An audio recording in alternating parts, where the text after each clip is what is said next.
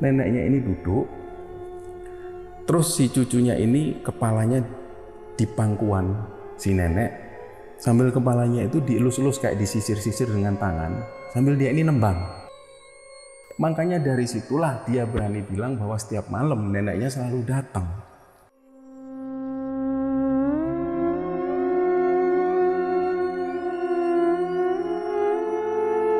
Dia itu melihat persis ini sosok Simba ini seperti manusia yang masih hidup. Tapi kakinya ini kayak luka di bagian kiri, jadi jalannya itu sambil nyeret. Nah pas waktu si Pak D ini ngintip, kok anehnya Simba ini tahu. Dia langsung noleh dan nunjuk-nunjuk. Lapor dulu air. Dia langsung masuk kamar nutup selimut. Pintunya didobrak. Brak.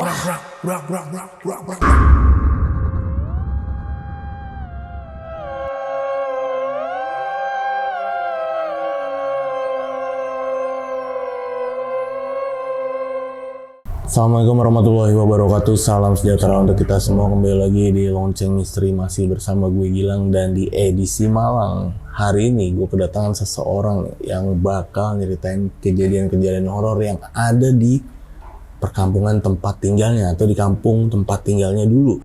Di sebelah gue udah ada Mas Itang Kembara Sunyi. Mas, halo. Alhamdulillah. Ketemu nih Mas kita Mas ya. Okay. Mumpung aku lagi di Malang, kita ketemu di Malang. Ya. Mas Itang ini orang Surabaya. Kali ini Mas Itang mau nyeritain nih Mas ya.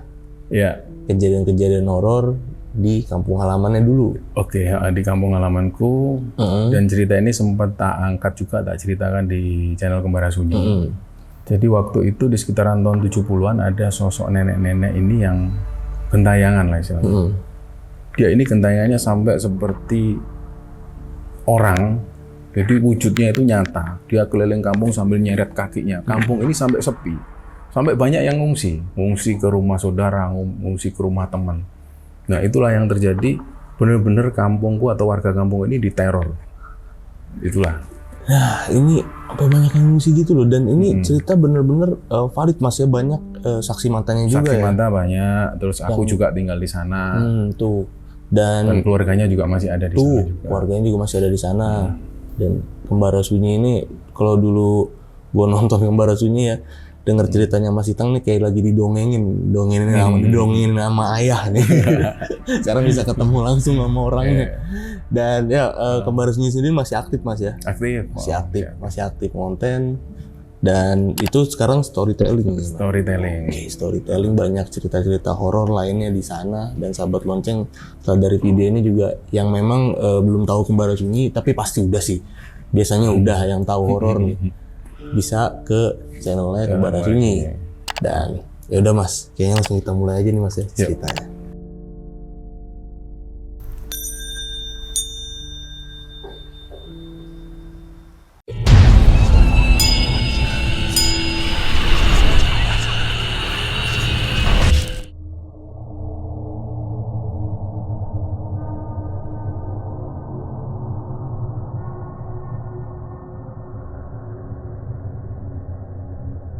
Oke, jadi ceritanya itu, kejadiannya ini terjadi di kampungku sendiri.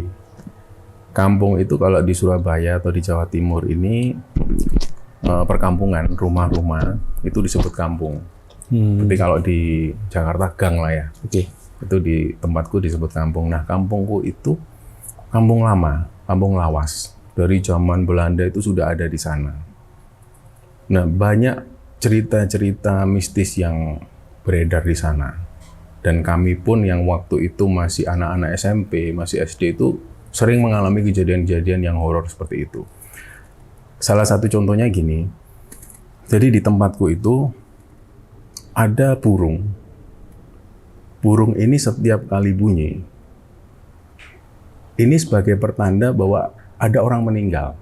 Nggak tahu di Jakarta ada apa enggak, tapi ini dipercaya oleh orang-orang dan itu memang benar-benar terjadi. Contoh, ada yang namanya Pak Mustafa misalnya. Pak Mustafa ini sakit lama.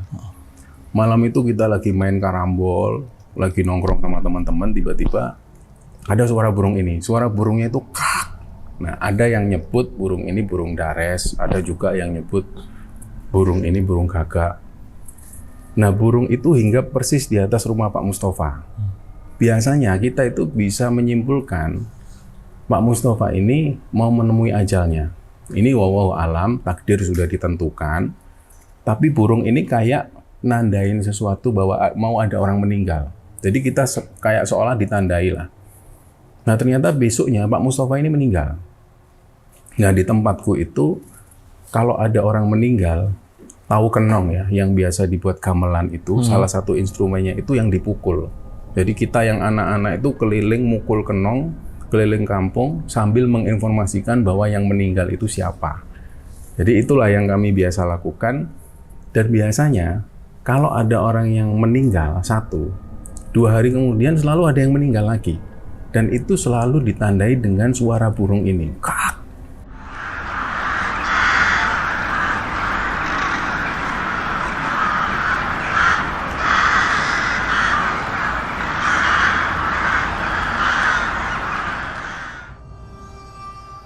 Misalnya waktu itu di rumah Pak Andri.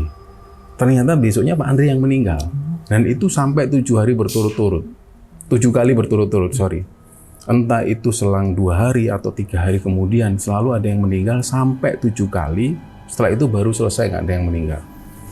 Nah, suatu ketika, kami ini kan masih anak-anak yang SMP, SD, waktu itu ngumpul bareng di rumah. Kami ini tidur di amben. Amben itu kayak semacam kursi besar yang terbuat dari bambu. Nah, biasanya kita main kartu, main karambol di situ kan. Kita main biasanya nggak kenal waktu sampai subuh biasanya. Nah, itu sekitar jam 1 mulai ada yang ketiduran.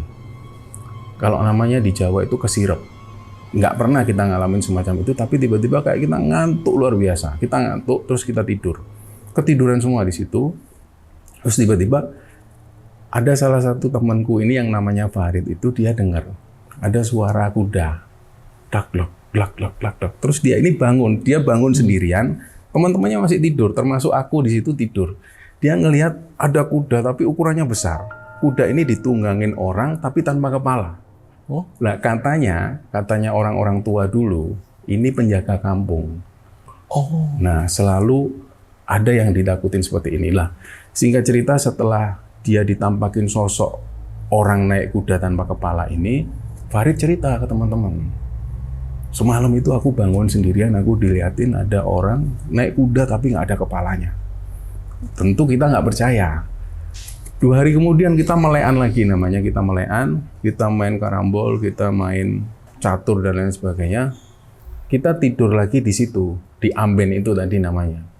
Nah, yang bikin aneh itu biasanya kita ini bisa sampai subuh, kita nggak tidur. Tapi waktu itu nggak tahu kenapa, satu persatu itu ngantuk, nggak bisa nahan, tidur akhirnya.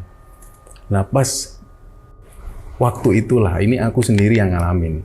Jadi rasanya itu tiba-tiba aku dengar sesuatu, dak dok. Ini malah semakin kenceng, kayak ganggu banget. Terus aku bangun. Pas aku bangun lihat itu ternyata bener, ini ada penunggang kuda ini. Itu kudanya memang benar besar. Terus yang nunggang kuda itu nggak ada kepalanya. Dia lewat dan waktu pas si penunggang kuda ini lewat, kita sudah nggak bisa gerak. Aku tuh nggak bisa gerak. Sudah benar-benar diam, nggak bisa ngomong. Aku masih bisa lihat teman-temanku di situ tidur. Itu kejadiannya sekitar 2 menit. Klak dok, sampai kemudian dia ini hilang. Barulah aku bisa gerak, tak bangunin lah teman-teman. Weh. Kita bahasa Surabaya. Ancuk, aku sih tas diketoi. Aku baru aja diliatin juga. Nah, akhirnya semenjak itu, karena sudah ada 2 orang yang diliatin, aku sama temanku, kita sudah nggak berani lagi di situ. Terus selang beberapa bulan kemudian, ada lagi kejadian. Jadi ceritanya kita itu juga nongkrong-nongkrong di situ setelah ada acara panggung 17-an biasanya. Kalau di kampung ada acara panggung 17-an, setelah itu biasanya kita nongkrong, panggung ini dibiarkan masih di situ karena besoknya baru dibongkar. Nah, biasanya kita di situ main kartu, ada yang main pingpong. Nah, kejadiannya sama lagi. Tiba-tiba yang main pingpong ini bilang, kok ngantuk ya aku ya? Ayo istirahat yuk. Nah, kita tidur di situ biasa, di amben itu. Ada yang tidur di halaman musola. Pokoknya tidurnya sembarangan di situ. Akhirnya kita semua tertidur. Terus tiba-tiba aku sendiri ini dengar, nggak tahu jam berapa itu ada suara srek, srek. Terus aku buka mata gini, ada nenek-nenek di situ nyapu. Pakai sapu lidi itu. Kalau di Surabaya namanya sapu kerik. Srek, srek. Terus tak perhatikan lagi-lagi aku nggak bisa gerak, tapi aku bisa ngelihat sosok nenek-nenek ini dia nyapu. Terus seperberapa detik dia noleh ke aku gini, noleh persis gini, terus dia deketin. Nah pas aku tahu si nenek-nenek ini deketin, aku sudah nggak bisa gerak, sudah nggak bisa ngapa-ngapain. Dia gini, wajahnya itu dideketin ke aku sambil gini. Itu aku jelas lihat wajahnya itu keriput.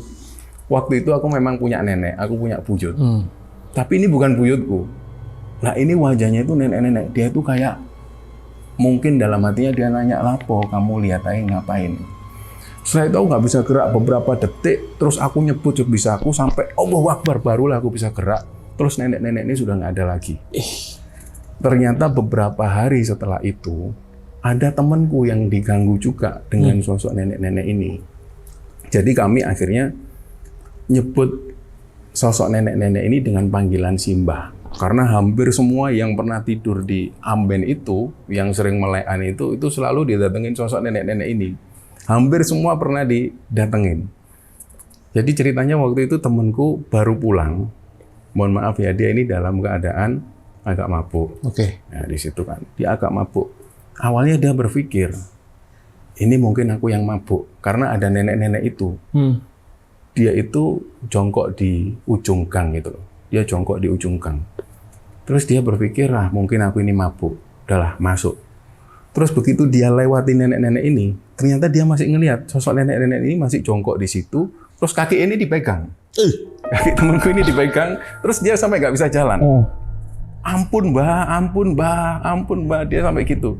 Akhirnya begitu dia ampun-ampun, dia melihat ini nenek ini, giginya itu hitam semua, sambil ketawa. Giginya hitam semua, terus dia nggak bisa lari. Dia akhirnya dalam posisi agak mabuk itu, dia sempat nyebut-nyebut. Bismillah, bismillah, bismillah. Akhirnya dia baru bisa dilepaskan, terus dia noleh lagi, ini nggak ada siapa-siapa. Nah, barulah setelah semua ngalamin situasi yang seperti itu, ditakutin sosok nenek-nenek ini, kita coba tanya, ini kira-kira siapa sosok nenek-nenek ini? Karena kita waktu itu masih umumnya ada yang SMP, ada yang SD, ada yang SMA. Waktu itu aku ini masih SMP. Jadi kita tanya, mungkin ada yang tahu ini, orang-orang tua sini pasti tahu karena ini kampung lama. Terus kita tanya sama satu orang. Si orang ini tahu sebenarnya, oh iya di sini dulu itu memang ada sosok nenek-nenek yang sempat gentayangan lah seperti itu. Tapi mohon maaf, aku nggak berani cerita. Loh kenapa Pak? Wes nggak berani cerita, kalau kamu mau tanya ke orang lain aja, aku nggak berani cerita. Akhirnya kita tanya ke orang lain yang lebih tua. Si orang ini juga ngomong yang sama. Oh iya itu dulu ada di sini, ada nenek-nenek yang sampai keliling, gentayangannya itu sampai kelihatan seperti orang. Tapi aku nggak berani cerita ya. Soalnya itu ceritanya itu serem banget pokoknya. Kalau aku cerita, jangan-jangan nanti dia datang. Apalagi namanya, aku nggak berani nyebutkan. Jadi akhirnya kita cari informasi itu sampai hampir 2 minggu. Kita belum ketemu orang. Umumnya orang-orang tua itu tahu tentang sosok nenek ini, tapi mereka ini nggak berani cerita. Akhirnya ada satu orang yang cerita, rumahnya sudah nggak di sana. Dia sudah pindah ke rumah saudaranya, cuman nggak jauh dari sana. Ini atas saran dari orang-orang kampung, kita disuruh datengin ke sana. Coba tanya, Pak D sana. Datanglah kita ke sana, terus tanya, Pak D, kita ini beberapa kali didatengin sosok ini. Kita ceritakan, ada sosok penunggang kuda tapi nggak ada kepala. Oh iya, itu yang nunggu sana. Itu memang dari mbah-mbahmu dulu sudah pernah ketemu dengan sosok ini. Itu memang penjaga kampung. Istilahnya ini danyangnya kampung. Oh, terus yang kedua Pak D, kami ini didatengin sosok nenek-nenek. Terus itu sampai diteror. Yang terakhir itu ada teman kami ini yang kakinya ditarik sampai waktu dia pulang, mungkin karena dia mabuk. Oh, ciri-cirinya seperti apa? Dia itu pakai baju hitam terus rambutnya itu berantakan gitu loh Pak D. Nah si Pak D ini bilang, oh ya memang dulu ada sosok nenek-nenek itu yang gentayangan di sana. Tapi Pak D berani kan cerita. Ya enggak apa-apa berani, tapi aku enggak mau nyebutkan nama. Oke. Enggak mau nyebutkan nama. Ya wis Pak D. Akhirnya dia cerita. Nah ceritanya seperti ini. Jadi di sekitaran tahun 70-an, tepatnya nggak tahu tahun berapa, ada sosok nenek-nenek yang kita sebut namanya Simbah aja ya. Simbah ini dia hidupnya normal, dia punya anak, dia punya cucu, dan dia juga aktif ke musola, sholat, ngaji, dan lain sebagainya. Tapi kekurangan beliau ini, dia ini jahat sama orang. Dan itu sudah dibuktikan sama semua orang. Termasuk anak-anak kecil yang hidup di era itu. Dulu kan masih banyak lahan kosong di tempat kami itu. Ada pohon-pohon pisang, ada tanah lapang. Mereka main kelereng, ada yang main kubak sodor, permainan anak-anak. Kalau kita main di halaman rumah beliau, itu beliau marah. Dan beliau marahnya itu nggak hanya, ayo jangan mainan di sini. Enggak. Dia itu selalu langsung ambil air, mereka ini disiram sambil marah-marah. Weh, ojo dunia akhirnya. Bahasa Jawanya seperti itu. Jangan mainan di sini, sambil teriak. Dan suaranya itu khas. Suaranya itu agak serak-serak. Karena beliau mungkin ada sakit di bagian tenggorokan, nggak tahu. Yang kata Pak D ini suaranya khas. Dia selalu marah. Nggak pernah ngomong baik-baik. Ada orang jual sayur. Orang jual sayur ini biasalah. Ngetem lah istilahnya di depan rumah orang ini. Sebenarnya dia ini ngetem nggak terlalu lama. Tapi karena yang beli juga lumayan. Akhirnya dia berhenti itu sekitar 10 menitan lebih. Nah si Mbak ini nggak terima. Pak, ojo mrene Pak. Ngalih kono. Ngalih. Dia langsung nunjuk-nunjuk sambil marah. Akhirnya dia pun pergi. Nah, jadi si Mbak ini dikenal sebagai orang yang sangat pemarah. Dia itu paling nggak suka kalau ngelihat anak kecil yang main-main di halaman rumahnya atau dia terganggu dengan orang, dia selalu ngusir. Nah, singkat cerita, si Mbak ini meninggal. Ketika beliau meninggal itu ya dimakamkan seperti biasa, nggak ada kejadian-kejadian yang mungkin aneh, itu nggak ada. Dimakamkan secara wajar lah. Tapi yang aneh malamnya. Jadi selepas maghrib, ketika suasana kampung itu sepi, tiba-tiba ada satu orang itu yang melihat sosok si Mbak ini jalan di kampung ya kayak orang, tapi rambutnya itu acak-acakan. Terus jalannya itu sambil nyeret, kaki sebelah kiri ini diseret. Lah, yang orang ini ngelihat dari jauhan, loh ini kan Simba. Bukannya Simba ini sudah meninggal, sudah dikubur. Lah, terus dia ini sudah mau pergi, tapi kayak berat, kakinya itu berat. Kayak dia ini nggak bisa gerak sama sekali. Lah, si Simba ini bilang, ocok ngalih, sambil dia ini nyeret. Nah, dia ini saking kakunya, sampai dia ini pingsan di situ. Akhirnya berita ini nyebar. Karena orang ini ditakutin sosok Simba ini, beritanya nyebar. Nah, semenjak itu, orang nggak berani. Selepas maghrib, orang langsung masuk rumah. Orang masuk rumah semua. Nah, ada satu orang perempuan, usianya 25 tahun. Nah, dia ini kerjanya di pertokoan. Waktu itu dia pulang, dia mau masuk gang, ada sosok Simba ini. Dia jongkok di ujung gang situ, sambil dia ngelihat ke arah si perempuan ini. Nah, si perempuan ini sudah tahu isu tentang sosok Simba yang gentayangan. Jadi pas waktu dia ngelihat ada sosok Simba ini nunggu di situ, dia sudah nggak mau masuk sebenarnya. Tapi dia ingat sama kata-kata bapaknya, kalau kamu nanti didatengin Simba, kamu nggak usah takut. Sudah nggak usah kamu lihat wajahnya, kamu lewatin aja. Nah, karena mempertimbangkan nasihat dari bapaknya itu, dia lewatlah. Pas waktu dia lewat persis di depan Simba itu, si Simba ini langsung ngomong gini, kon lapon delok ae. Itu artinya kamu ngapain ya? Larilah dia. Dia lari nangis sampai dia ini ngomong ke bapaknya, Pak, aku takut Pak. Sampai dia ini ngajak ngungsi.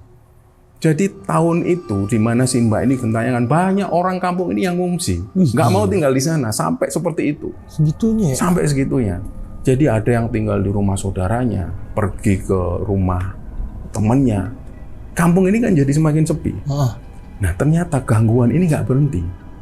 Sampai satu ketika malam itu, si Pak D yang cerita inilah yang ngalamin. Malam itu kampung ini sepi. Semua orang sudah masuk karena takut Simba ini lewat. Si Pak D ini sengaja ngintip dari lubang kunci. Dulu lubang kunci nggak semacam ini yang rapat. Ada lubangnya besar, Gede, kuncinya kan. Si Pak D ini sengaja ngintip karena dia dengar ada suara. Srek, srek. Dia penasaran, ini jangan-jangan Simba lewat. Ngintip lah dia. Ngintip dari lubang pintu kecil. Dia ngelihat, ternyata sosok Simba ini memang yang lewat, nenek-nenek ini. Ya, dia itu melihat persis ini sosok Simba ini seperti manusia yang masih hidup. Tapi kakinya ini kayak luka di bagian kiri, jadi jalannya itu sambil nyeret. Sambil nyeret. Nah, pas waktu si Pak D ini ngintip, kok anehnya Simba ini tahu. Dia langsung noleh. Langsung noleh dan nunjuk-nunjuk. Lapor dulu air. Sambil langsung mendekati si Pak D ini. Jadi akhirnya si Pak D ini sampai loncat. Dia langsung masuk kamar, nutup selimut. Pintunya didobrak. Brak. Hari itu terjadi sampai sekitar 5 menitan lah. Akhirnya si Pak D ini lapor sampai ke Pak RT. Pak RW juga didatangkan semua. Mereka semua ngobrol, ini gimana? Kalau kayak gini terus, warga nggak berani pulang. Ini gangguannya sudah benar-benar luar biasa. Akhirnya berkat laporan dari orang-orang yang ada di sana, ya sudah Pak, ayo kita bicarakan ke keluarganya. Akhirnya mereka bareng-bareng menuju ke sana. Anak-anak dan juga cucunya ini masih ada, anak-anak Simba ini. Pak RT cuman bilang, Mbak, ini mohon maaf sebelumnya. Ini atas laporan dari warga. Banyak yang didatengin sosoknya Simba. Simba ini nakutin, terus orang-orang ini sampai nggak kerasan. Sampai banyak yang ngungsi. Terus keluarganya ini kayak nggak terima. Loh Pak, kok ibu saya kok dibilang gentayangan? Ibu saya ini orang baik. Enggak Mbak, kami cuma menyampaikan. Ini yang terjadi seperti ini. Ini banyak yang komplain. Enggak Pak, saya enggak percaya. Ibu saya itu orang baik. Enggak mungkin lah. Terus akhirnya keluarga ini enggak percaya. Tapi tiba-tiba ada cucunya yang usianya waktu itu sekitar 10 atau 12 tahun. Cucunya perempuan ini langsung bilang, iya kok Ma, Mbak itu tiap malam datang. Dia selalu ngelus-ngelus rambutku. Semua akhirnya kaget lihat loh. Iya tadi. Iya Ma. Akhirnya dia ditanya, coba cerita. Ceritalah si anak perempuan ini, ternyata dia itu setiap malam dia didatengin Simba ini, neneknya itu dia datang, neneknya ini duduk, terus si cucunya ini kepalanya di pangkuan si nenek, sambil kepalanya itu dielus-elus kayak disisir-sisir dengan tangan, sambil dia ini nembang.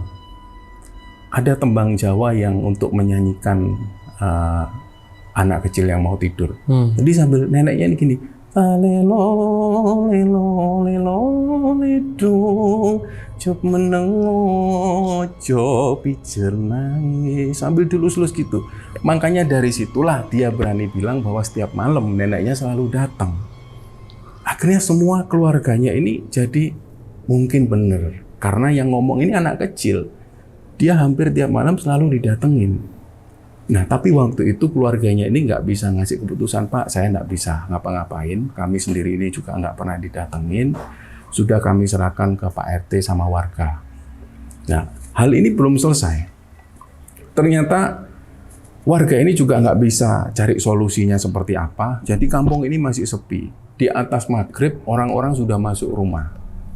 Tapi hal itu bersamaan. Setelah maghrib, Simba ini sudah keluar keliling kampung. Keliling kampung sambil nyeret kakinya itu. Jadi kayak orang masih hidup gitu. Keliling kampung seperti itu. Suatu ketika ada ibu-ibu. Jadi di tempatku itu ada musola wakaf namanya. Musola ini milik pribadi, milik orang. Jadi orang bangun musola, kunci masih dipegang orang yang punya musola itu. Kalau musola ini mau dibuka, dia harus ambil ke pemiliknya ini tadi, kuncinya. Satu saat ada ibu-ibu, dia ini mau sholat tahajud di sekitar jam 1:30 malam, dia ambil kunci, mau sholat, oh ya dipinjemin lah kunci, musola dibuka, musolanya kecil, bangunannya masih lama. Setelah itu beliau ini sholat, kita sebut Ibu Nisa aja ya. Bu Nisa ini sholat tahajud, terus beliau setelah sholat lagi. Nah di rokaatnya yang kedua, waktu Bu Nisa ini selepas sujud, di depan persis ini sudah ada nenek-nenek itu. Iya. Gini posisinya, sambil pakai pocong tapi pocongnya sudah dibuka. Dan rambutnya acak-acakan. Dia gini sambil melotot mendelik. Otomatis kaget lah Bu Nisa. Tapi dia tetap melanjutkan sholat sampai salam. Terus beliau ini karena sahabatnya juga, dia kenal juga. Bu Nisa dengan santainya, kowe iku lapo neng gini. Kamu itu ngapain di sini? Tempatmu itu bukan di sini lagi. Mbok kamu jangan nakut-nakutin kayak gini. Kami ini takut. Kamu itu mbok jangan kayak gini lah. Tapi si Mbak ini dari tadi cuma gini. Melotot gini terus. Jadi di depan persis. Akhirnya setelah sholat itu Bu Nisa membacakan beberapa surat-surat pendek. Al-Fatihah pertamanya. Alhamdulillahirabbil alamin. Dia ini masih diam di situ. Langsung setelah itu Bu Nisa bacakan Allahu la ilaha illa wal hayyul qayyum, baca ayat kursi. Ternyata si Mbak ini langsung gini, Allahu la ilaha illa wal hayyul qayyum, la ta'khudhuhu sinatun. Kayak dia ini nantang. Jadi dia nggak terima. Kayak seolah-olah dia mau menunjukkan bahwa aku juga bisa ngaji. Nggak hanya kamu, aku nggak akan pergi. Terus, la ilaha illa wal hayyul qayyum, la ta'khudhuhu sinatun wala nawm. Lah untungnya Bu Nisa ini tenang orangnya. Sampai selesai, terus Bu Nisa bilang, kalau kamu nggak pergi, kasihan keluargamu. Bu Nisa pun tinggal. Setelah itulah, akhirnya Bu Nisa ini bilang ke jamaah pengajian yang lain, kalau kalian datang di musola, malam-malam jam 2 nggak usah takut. Nggak usah takut karena kita ini mau menyembah Allah, Gusti Allah yang Maha Besar. Ketika kamu ketemu sama sosok gentayangan itu nggak usah takut, itu gangguan jin. Nah ternyata benar ada rombongan ibu-ibu. Ini posisinya 3:30 sebelum subuh. Mereka ini ibu-ibu selalu datang lebih dulu untuk sholat sunnah dan lain sebagainya. Ternyata pas mereka semua sholat sunnah, ada yang baca Quran. Si Mbak ini datang lagi, dia berdiri pakai pocong, terus dia cuma diam mengeliati orang-orang sambil melorok kanan kiri. Ada satu orang yang sudah tahu, tapi dia karena ingat ini bangsa jin atau mungkin gentayangan atau apa, dia nggak peduli. Jadi dia dicuekin. Sampai pada akhirnya sosok si Mbak ini nggak tahu gimana ceritanya, apa jalan atau menghilang, terus dia ini duduk persis di samping mereka. Sambil dia ini ikut nimbrung lah istilahnya. Barulah orang ini mulai terganggu, dia bilang, Mbak Yu, mbok sampean itu jangan gini Mbak Yu, kasihan yang lain ini kasihan. Sampean takut-takutin kayak gini kasihan Mbak Yu. Tapi dia ini cuma diam sambil melotot gitu terus. Akhirnya setelah diomongin seperti itu, dengan memelas, terus meminta tolong lah supaya jangan kayak gini. Dia ini tiba-tiba hilang, terus kayak berubah jadi asap terus hilang. Nah setelah gangguan-gangguan itu, akhirnya orang-orang ini membicarakan ini lagi. Pak, ini gimana Pak? Yang tetangga yang ngungsi ini sudah pengen pulang semua. Ini sudah 2 minggu dari ini. Terus Pak RT cuma bilang, ada yang punya solusi nggak? Anu aja Pak RT, dipanggilkan kiai yang lokasinya ada di pesisir Surabaya. Kalau sekarang di dekat Suramadu itu, di situ ada pondok pesantren, dipanggilkanlah kiai itu, didatangkan ke sana. Nah, kiai ditemani oleh Pak RT dan beberapa warga kampung. Setelah maghrib langsung menuju ke makam. Ditunggulah di makam itu. Jadi orang-orang ini ada sekitar 5-7 orang, termasuk Pak Kiai ini melihat langsung dari makam si Mbak ini seperti keluar asap. Jadi benar-benar kayak di film-film lah. Setelah langsung berubah dari pocong. Setelah dari pocong dia ini jalan. Sosok si Mbak ini jalan. Nah dari situlah langsung Pak Kiai ini mendekat. Sosok ini hilang lagi. Sosok ini hilang, Pak Kiai mendekat ke makam si Mbak, terus beliau membacakan doa. Setelah itu beliau ini kan bawa kendi yang sudah diisi air. Kendi ini ditiup setelah membacakan doa, terus dipecah persis di atas makamnya itu. Setelah itu, kesaksian dari warga ini mereka melihat ada asap, yang kayak asap ini balik ke makam itu. Nah setelah kejadian itu, memang jarang lagi ada penampakan sosok nenek-nenek ini. Tapi beberapa tahun kemudian, ada yang masih mengaku masih didatengin sosok nenek-nenek ini. Makanya sampai hari itu, di kampungku itu, anti membicarakan sosok nenek-nenek ini. Karena mereka itu kayak percaya bahwa kalau si nenek ini diceritain, dia ini pasti datang. Entah datang dalam mimpi, atau mungkin datang dalam ketukan pintu, apalagi nyebut namanya. Aku sendiri sebenarnya tahu namanya, cuman aku nggak berani menyebutkan di sini karena masih ada keluarganya di sana. Jadi hal itu mungkin sampai sekarang masih terjadi karena aku sudah nggak tinggal di sana. Nah, jadi cerita Simba itulah yang sangat santer dulu yang terjadi di kampungku. Gila sih. Tapi Mas Itang, keluarga Mas Itang masih ada yang di kampung itu? Nggak ada lagi Jadi juga? angkatan-angkatanku setelah mereka nikah, mereka umumnya sudah pindah. Adapun yang tinggal di sana ini ya kebanyakan sudah orang-orang baru semua. Kalau keluargaku sudah nggak di sana semua. Keluarga nggak di sana semua lagi ya? Teman-temanku sendiri juga sudah nggak ada sih, setahu aku nggak ada. Dan ini kan tadi Mas Itang katanya tahu namanya nih, atau beberapa orang di sana tahu namanya, tapi memang nggak mau menyebutkan si nama sosok nenek-nenek ini. Apakah emang si nama ini jadi nama yang kayak apa ya, kayak pamali lah kalau disebut nama ini, jangan disebut di sana gitu, di kampung itu? Kalau menurut ini ya, sepengetahuan kami itu mungkin orang-orang ini sudah terlanjur takut. Jadi dia sampai takut menyebutkan namanya. Bukan karena dia percaya kalau disebutkan dia datang. Kayaknya sih karena memang cerita itu kan kayak teror, benar-benar diteror. Sampai-sampai semua ngungsi ya, banyak yang ngungsi kan. Jadi kayaknya lebih baik nggak nyebutkan nama. Karena ya mereka takut itu tadi. Takut entah ini, kalau di Jawa itu kan apa ya, setelah cerita itu kan kadang-kadang kita kebawa mimpi atau tiba-tiba ada sesuatu yang terjadi di sana. Nah itu masih dipercaya gitu loh di sana itu. Nih, berarti sampai sekarang kuburannya pun masih ada ya? Masih ada. Masih ada kuburan. Keluarganya pun masih ada. Keluarganya di sana. Keluarganya masih ada tinggal di sana. Yang bahkan si cucunya itu ya masih ada ya? Cucunya masih ada, sudah berumah tangga juga. Gila sih. Sampai segitunya Mas. Iya. Mas Itang, waktu nenek itu meninggal ya, si Mbah ini meninggal ya, meninggalnya karena kenapa Mas? Meninggalnya itu katanya serangan jantung, karena beliau ini nggak mengalami sakit lebih dulu. Tiba-tiba meninggal. Jadi nenek ini memang sore itu dikabarkan meninggal. Kayaknya sih memang serangan jantung ya, karena beliau nggak mengalami sakit lebih dulu kan. Itulah yang dipercaya orang-orang. Ya tiba-tiba aja ya. Dan ini kan gentayangan sampai seperti itu Mas, sampai parah banget nih. Kalau aku bilang parah banget ya. Pernah tahu nggak warga setempat nih, nenek itu pernah mempelajari ilmu apa, atau si nenek itu punya pegangan apa seperti itu ya? Ada nggak Mas pernah dengar nggak gitu? Sejauh informasi yang kami dapat itu nggak pernah sih. Nggak pernah. Dan ya? keluarganya itu memang keluarga yang baik-baik saja. Nggak pernah ada histori mereka melakukan pesugihan atau apa. Nggak pernah sama sekali. Cuman kekurangannya memang dia ini jahat sama orang. Jahat sama orang, terutama sama anak-anak kecil.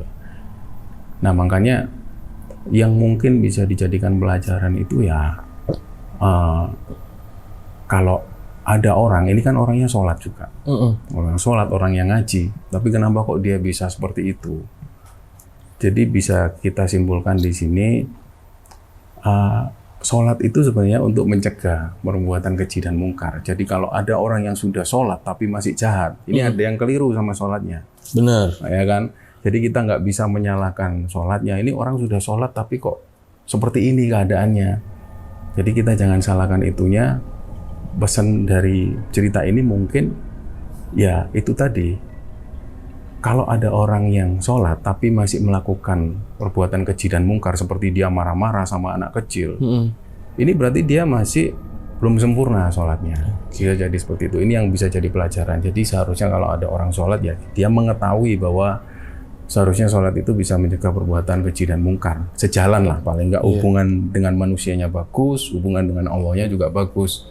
Artinya kan seperti itu. Benar. Jadi mungkin dari situ warga kampung ini mulai bisa tarik kesimpulan. Sebenarnya juga banyak lagi cerita-cerita di kampungku. Mungkin karena kampung ini kampung lawas ya, kampung lama. Kampung tua ya, kampung tua di Surabaya. Di Surabaya. Dan sampai sekarang pun cerita terbaru tentang sosok Mbah ini belum ada lagi ya kedengeran ya? Belum dengar juga sih. Juga apalagi aku juga jarang main ke sana juga. Terakhir kapan Mas ke sana?